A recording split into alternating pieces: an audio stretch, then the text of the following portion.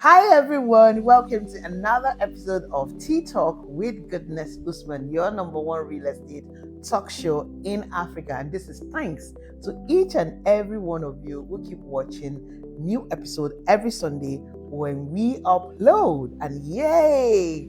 Like I said in our previous episode, that we're bringing the Ask a Lawyer segment back. So ladies and gentlemen, you already see that I am not alone. I brought a mighty somebody here with me in the studio. So please do me the honors of introducing yourself. Yeah, thank you. My name is a lawyer, a property lawyer. Okay, so you heard that, a property lawyer.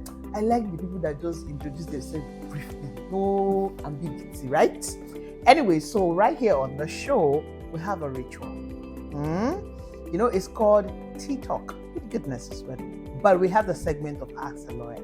So the fact that you are here does not erode the tradition. So ladies and gentlemen, wherever you are watching me from, I want you to get very comfortable and grab yourself a glass of wine, a glass of water, maybe a cup of tea, a cup of coffee, whatever rocks your boat. Relax and be ready to learn and unlearn, because Oga Lawyer Ogbontarigi. You know, if you're not a Yoruba person, sorry, go and ask your Yoruba friend. Boss Ogbontarigi is here with me today. So, shall we go ahead and quickly observe our ritual, which is we're going to grab our cup of tea. So for us here, we do green tea.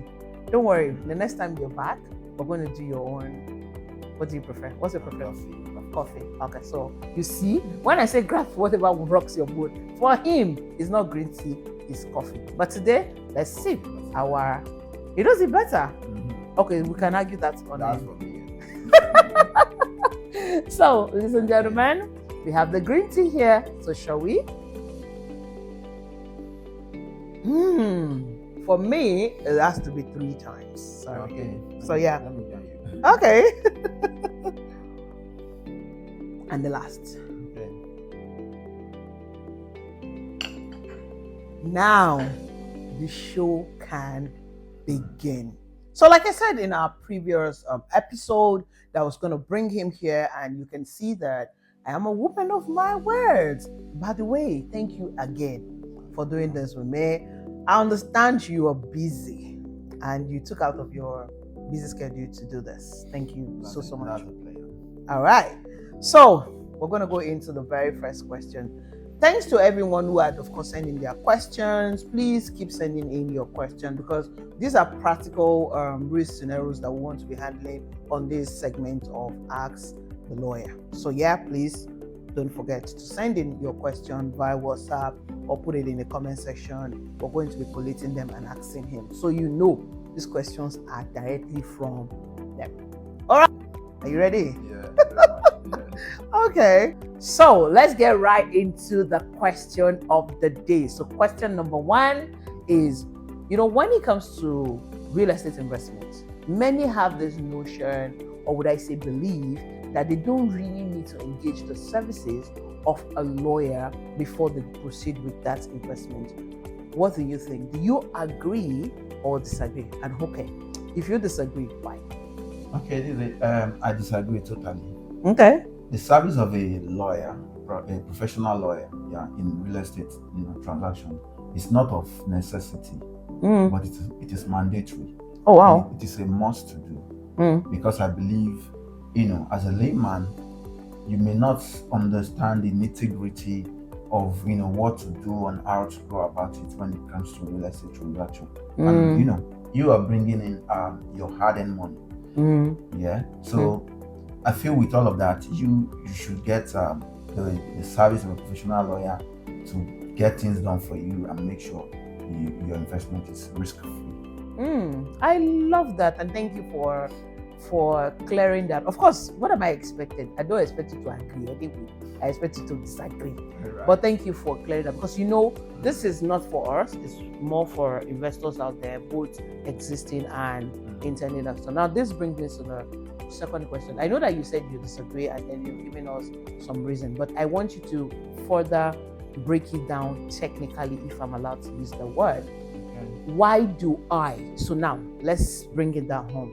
Goodness Usman, she's an investor in the Nigerian real estate market or an investor in any market, because I believe this is correct for anywhere in the world. It's not only specifically. Okay, so why really? Why exactly do I need to engage your services when I am going into real estate transaction?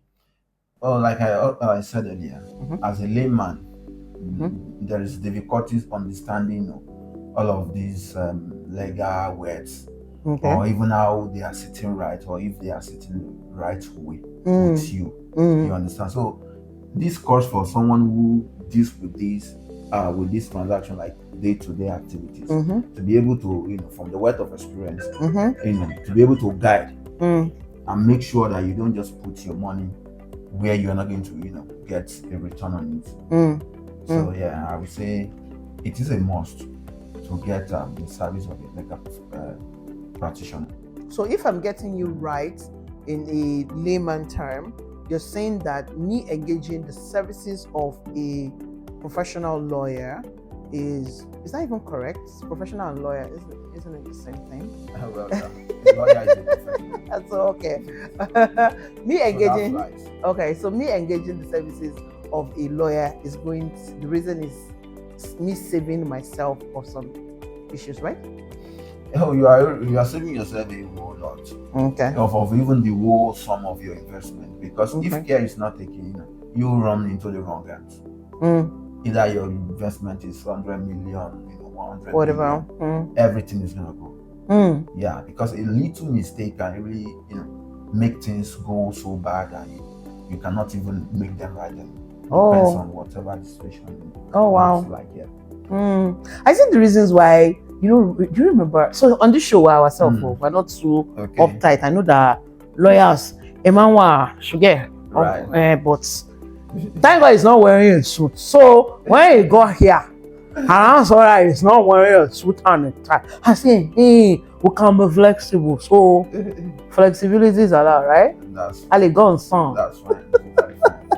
So what I was gonna say is, remember back then, way back then, 70s, 60s, parents want their kids to do 3 different professions, 3 main professions. It's like that's the only good profession that is existing. And law is part of it, major. If it's like on the top of the list, right? So having this conversation with you now, it just makes me understand why every family wanted to have one lawyer or multiple. At least one. At least one in their family. That is very much important. Do we have in our family? Anyway, that's a question for another day. All right, so let's go into the real deal. Okay. When it comes to buying property, we talk about location, and the next thing we talk about is title documents. Okay. So let's talk about carrying out a search. What role? Please take us through the role that a lawyer plays when it comes to searching for the title of a property. Now, why I'm saying you should take us through it is that some people believe that it is the job of, so maybe we should break it into 2. Okay. Is it the job of a lawyer when it comes to search? So I want to buy property now, and I want to carry out a search on it. Is it the job of a lawyer or is it the job of a surveyor?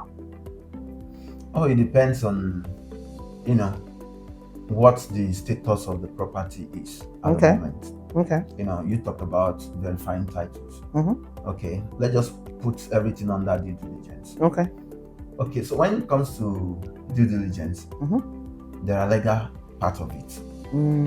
So, and I would say, in a way, it is interrelated in having to go through the surveyor's office and all of that. But regardless of all of this, you still need the service of a lawyer, a property lawyer, so to say, who understand whatever report a surveyor is going to give you. You understand? Okay. Better. Because as a layman, you say, okay, it's just about searching it at the land registry and other agencies.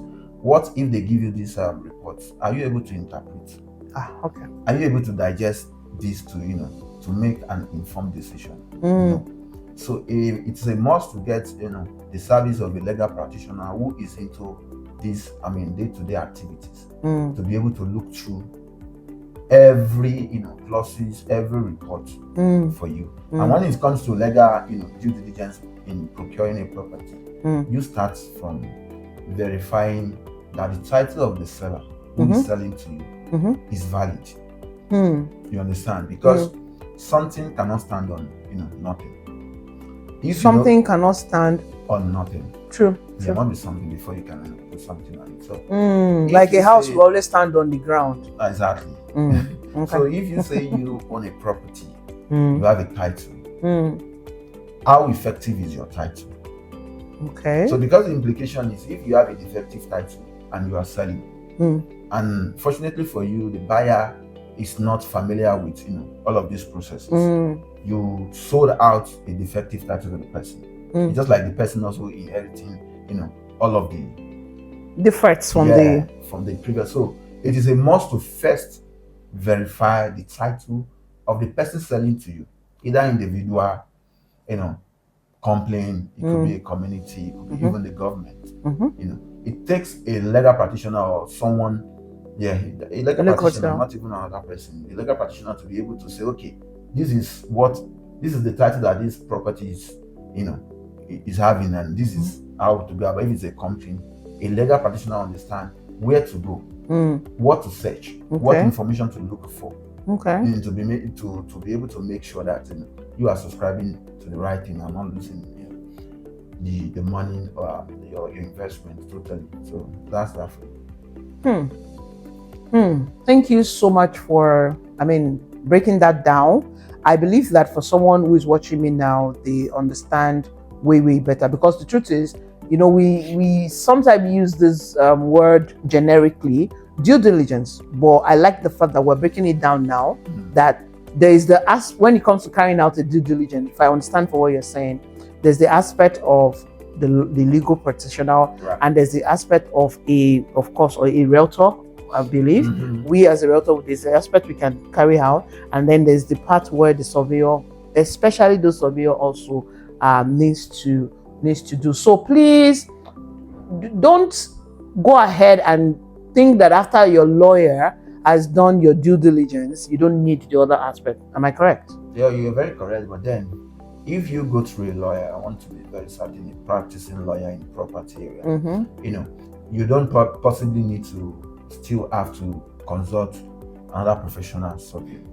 Most lawyer, they work along with these people, because you have a lot under legal due diligence. You need to check off, like I mentioned, the title of the seller. You need to check for lien, if there's any lien on the property. You need to check for mortgages. You need to check for mortgages in Nigeria. I think Nigeria, although we are not moving closer to the developed country, but then our mortgage services they are doing better. Compared to what we used to have. So you still need a legal practitioner to also check if there's a lease pending. That's the word they love. And what that means is you check if there's a pending suit. You understand, on that property. Because sometimes you have all of these property owner developers or even individual owners. Sometimes they get loan with this property and they still go ahead without clearing all of those loans and settling all of those debts, and still went ahead to sell the property. So it is for a legal practitioner to do the legal due diligence, know where to search, know what to search, and upon getting the report, know how to interpret it for the buyer to be able to make a decisive decision. Make their decision right. I love the fact that you brought up that part where some people have used the property. It's not just developers, even some individuals, they would have used the property to acquire a loan somewhere, and the loan is pending and all of that. And just imagine what happens to you when you don't engage the services of a lawyer. So I'm going to move to the next question, but I have a question in mind that's completely different. So what do you think about us as a people in Nigeria with engaging the services of professionals? Do you think we're doing well?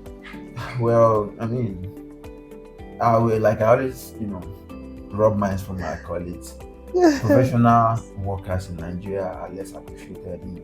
Sometimes they don't even feel your service is not needed. Some will tell you what they even want to offer, the documents, the research or anything they need, they can get it online. But when it comes to reality, the actual responsibilities that needs to be carried out can only be done by legal practitioner or these professionals. There's no amount of online information that you can get at the comfort of your home that you're going to compare to someone who do this day to day. Because the day-to-day activities and experience gather up to make the knowledge which they use in guiding their activities and runnings for clients. I agree, because why I'm laughing is because in the previous episode, I said it that don't allow Google, because Google, they say Google is your friend. Don't turn Google to your lawyer or your doctor. You know where you say Google and GPT. Yeah, you see. Okay, yeah, that one as well. AI is now the thing. You know where you say, Google, worrying for me. Kilo lefa. It will just tell you it's cancer. I tell you. It could be unverified. So I like the fact that he brought that up. For those of you who watched the previous episode, you see that we're kind of like minds. Like I said in the previous episode, please speak to a professional. A professional is a professional. You cannot, you can't downplay the role of a professional, especially the ones that know what they are doing and they are doing the job. Now let's move to the next question, because I know that this title due diligence is a section on its own, so which we are going to come to, but Ferry is what we're doing, right? So there's a lot of points to buttress when it comes to due diligence. A whole lot. Once we want to break it down. All right, so we're not breaking down in this episode. We'll do another episode for that. Now I have a question. What do you have to say about investors who utilize the services of their family members who are lawyers but not property lawyer? So I give a context to it. I'm sure you understand what I mean, but like maybe a lawyer that goes to court, that does, I don't know how you guys categorize it, but they just say, oh, my cousin, my aburo, like we the Yoruba people would like to do. My aburo just finished from law school. He's been called to bar. She's been called to bar. She will do the what do you have to say about that? Okay, on that, what I would just say is in as much as we believe that lawyers are expected to know something about everything, I will still say that down the line we always major specific area of law, so that for the fact that your cousins, your family member, your friend, your spouse is a lawyer doesn't guarantee that the person is going to deliver excellent service or expertise service when it comes to real estate. So I believe whatever is worth doing is worth doing well. So if you bringing in like 100 million, for instance, into the real estate industry, I think courtesy demand or there is need for you to be heavy on employing the service of someone who understand the nitty-gritty, the pros and cons of that market, of that transaction. Unlike not like you saying, because my cousin is an IP lawyer in intellectual property, definitely there is an idea as to you know how to read contracts. It's way beyond that, because out of contract we still have contracts. Oh, okay. What guide intellectual property or creative talents is different. What they need to protect is different from what you need to protect when it comes to real estate or property transactions. So you need someone who is like a property inclined lawyer. I like that word. Property inclined. It must be, because not all lawyers, some are just into litigations. All they want to do is appear before the court. But the way they operate will be different from someone who just want to avoid disputes, avoid problems.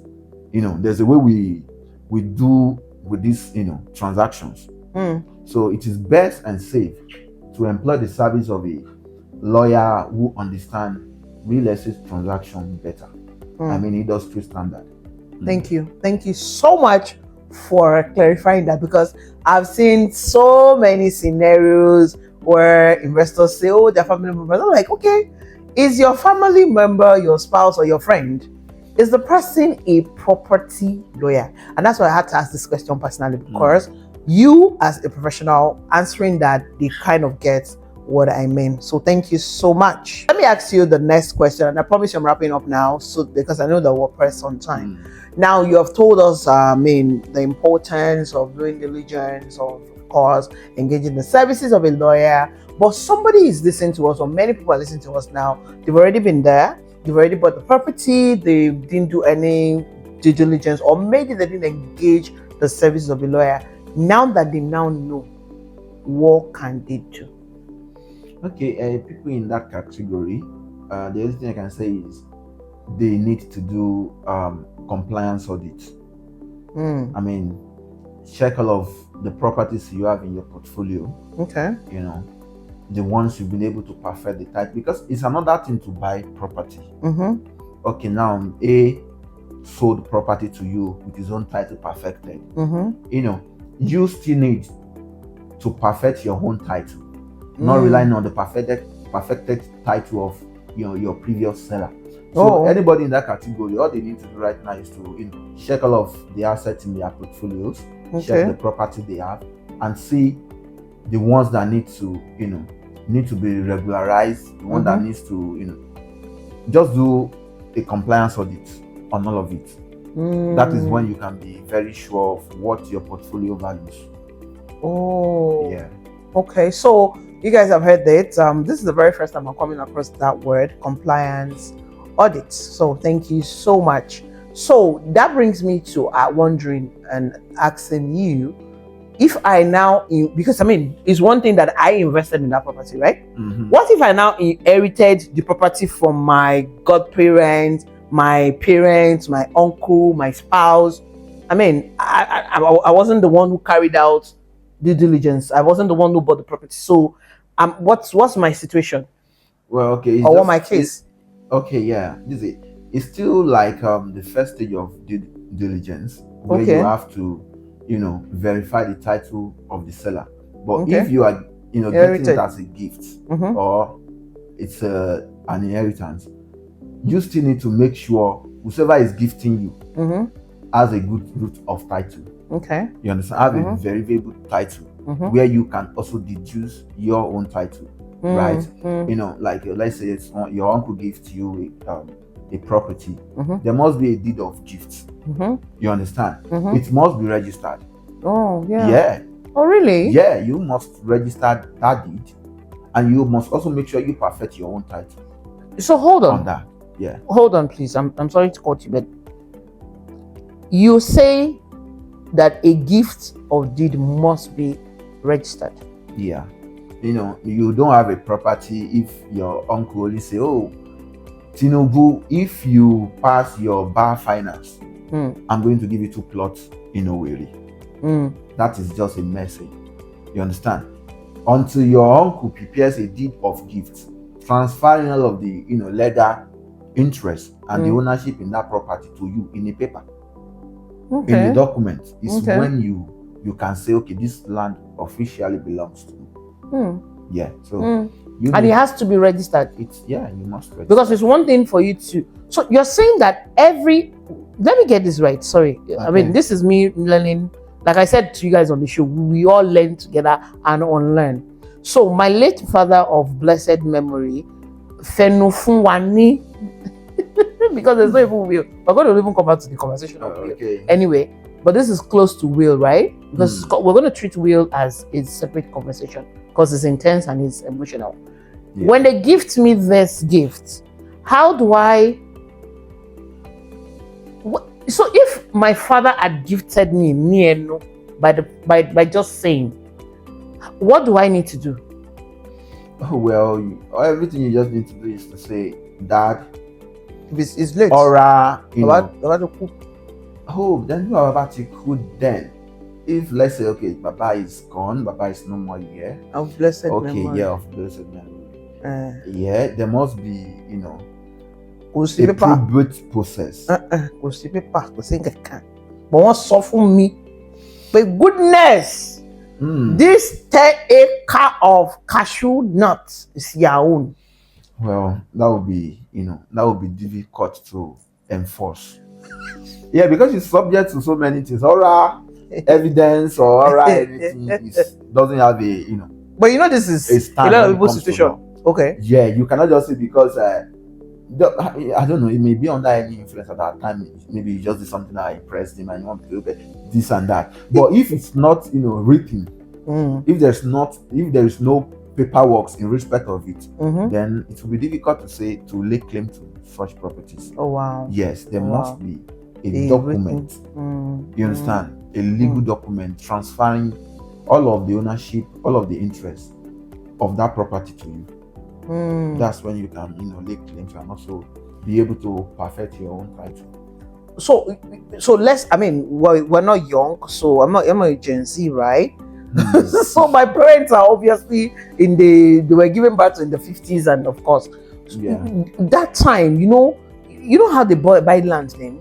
They just throw the stone and say, digging. Do you understand? So what if my dad had written a note? Would that act suffice? Oh man, that is subject to a whole lot. Because I've dealt with a whole lot of property that has to do with inheritance. Yeah, family, owning. There are a lot of shenanigans around it. You can say your dad said this. The person say after the death of the dad, your Olorebi or your uncle comes and tell you this is what the reality of the there's a whole lot of things surrounding that. But like I mentioned earlier, to really succeed with that kind of transaction is having a paperwork that really illustrates, talked about how the details of how the transfer of the whole thing could be a deed. Yeah. So what we're saying here is that a deed of gift is what you say, Abe? Yeah, that's now a deed of gift has to be written. So it means that my dad would have called a lawyer to draft that deed of gift, and then he explains, right? Yeah, that is if it's not wanting to bring that under his will. Yes. Yeah, because the appropriate way is to will it have the thing under his will and say, okay, like this also property, this also belongs to my daughter, so.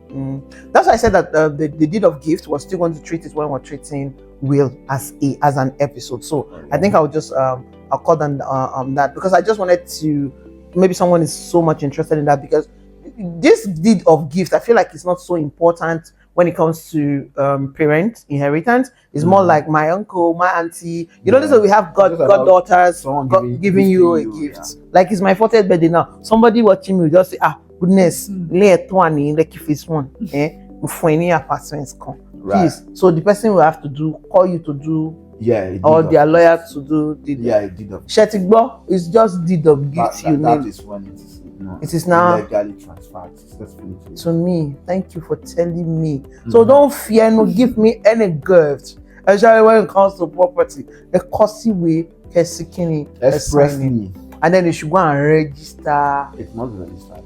Thank you. That's what I'm taking away from all of this today. Thank you. So, in wrapping this up, let's talk about title perfection. Okay. Now, earlier when you were talking, this was not part of my questions, but I had to just pin this down. When we were talking about how they have to do due diligence, transferring the property, you mentioned it briefly, that it is not enough. So, what the kind of real estate I do majorly is partnering with real estate developers, and a lot of the time they are the sole title owner. In fact, some of them don't even perfect the title in their own name yet. So let's briefly sit on that. So what does the law say on that? Because now this is where I'm going. Let me break it down. Right? Okay. This is where I'm going. I have situations where investors have bought property by me, and they bought it from a developer who has either perfected the title in their own name or yet to do so. And they say, oh, I want to perfect my own title, my one plot inside so and so estate. I want to go and do the governor's consent, because mostly they are C of O land. I want to go and do the governor's consent. And I have said it in the past that if you don't have to, you don't have to now. Please, have I been saying the wrong thing? And this is life. We've not talked about this at all. is that a wrong statement? Or I want us to stress how truly important is this perfecting of title to your own name. Okay, yeah, you are not absolutely wrong. That they can do it, when they want or when they can, but then it is safe to encourage them, to do it at the appropriate time, because this is it. You cannot give what you don't have, right? The predecessor in title or the direct vendor who is selling to you as a title is why the person is able to sell to you with a good root of title. So let's take, for instance, you need money or you just want to dispose part of your portfolio. You cannot really sell. That's when you see, I've witnessed so many transactions where when drafting paper, you are not drafting like the instrument transferring ownership. Yeah, you have to go back to the third. Yeah, you are going back to directly to the predecessor in title. Yeah. So it's a must to encourage people, that are buying into new properties, that once you are done, okay, your seller gives you a C of O, it has been transferred. There is a need for you to go get a governor's consent that this ABC sold to me. Governor, I am now in charge of this property. I want to get your consent. Then to be a sole, title owner of that same property. That is when you can now sell to a third party or another person directly from you. Well, I feel like the reason why people just do that is to avoid cost, first of all, and then secondly, because you're buying from, I don't know about individual. Like if you want to sell your property to me, or I want to sell the property, I really don't do much of those. But from what I do, which is entities, right? I feel like the reason why investors will probably just be at peace with that is because the company is accessible. So when they want to transfer ownership, they easily still come back. They already, I think it's always noted in the contract or something. They can easily come back and then they go get signature of the initial, what was the word again? The previous, or the existing title owner. I think that's why, because it's not as rigorous like the processes of Omonile. That's why people can still play safe that way. But then the implication of that is we will continue to have a defective title. Why is it defective in this regard? Yeah, because you are the owner of the property here, but you don't have a title. No, selling to another person now, you are transferring defective title, because when the contract of sale from the purchaser to the buyer, is saying Mr. ABC, but then drafting the deed that will transfer the legal interest and ownership of the property is saying XYZ. You understand? Just because ABC doesn't have a title to transfer the ownership. So it's just result to a lot of discrepancies. You understand? And that's why we have a lot of defective titles. And in Lagos now, I feel we just have about 30%, if up to that like that. Most properties are defective. So I think we can live with that. We can just encourage that people want to get your property. The next thing to do is to perfect your title. But one thing with that again is it gives your property appreciation. Like when you value your property, once you've been able to clear off the CSR, it's very much easy to value your property better. Interesting to know. So you're saying that when I have a deflective title and you have a perfected title, your property is more expensive than mine? Yeah, just let's value that number, maybe 109 Admiralty Way and number 110 Admiralty Way with same structure. They are neighbors, close neighbors. A can sell, the one in 109 can sell in the property for, let's say, 200 million. Why B will be struggling for 180 million, just because the title you are presenting is defective.